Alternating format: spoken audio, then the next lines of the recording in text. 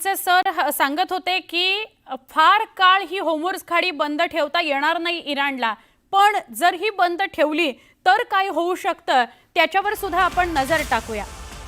मंगळवारी कच्च्या तेलाची किंमत 4% वाढली होती। नुसती बातमी जरी समोर आली तरी लगेच याचा परिणाम जाणवतो। बुधवारी सुद्धा कच्च्या तेलाची किंमत वाढली होती। ब्रेंट तेलाच्या किमती 0.25% वाढून $76.64 वर गेल्या होत्या।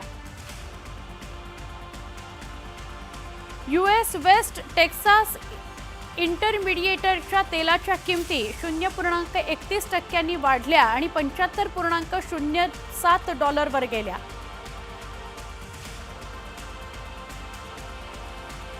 नुसतं इराण आणि इस्रायलमध्ये युद्ध सुरू झालेलं आहे, अमेरिकेने त्यात उडी घेतलेली आहे। या बातम्यांमुळे काय परिणाम झाला कच्च्या तेलाच्या दरात ते आपण बघतोय।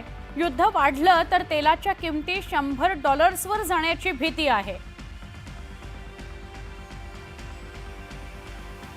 भारत आणि दक्षिण आशियाई देशात तेल समुद्र मार्गाने येतं। कतार आणि ओमानच्या समुद्रातून हे तेलवाहू जहाज येत असतं। हे युद्ध असंच जर सुरू राहिलं तर हा मार्ग बाधित होणार।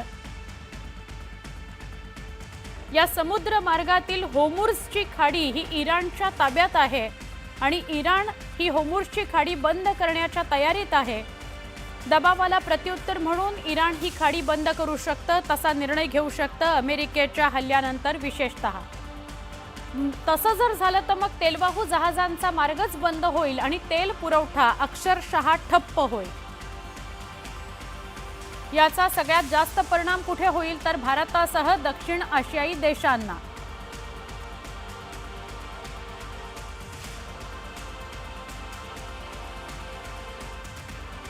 होर्मुझ खाडी जर बंद झाली तर काय होऊ शकतं ते आता आपण विशेष माहिती त्याची घेत होतो।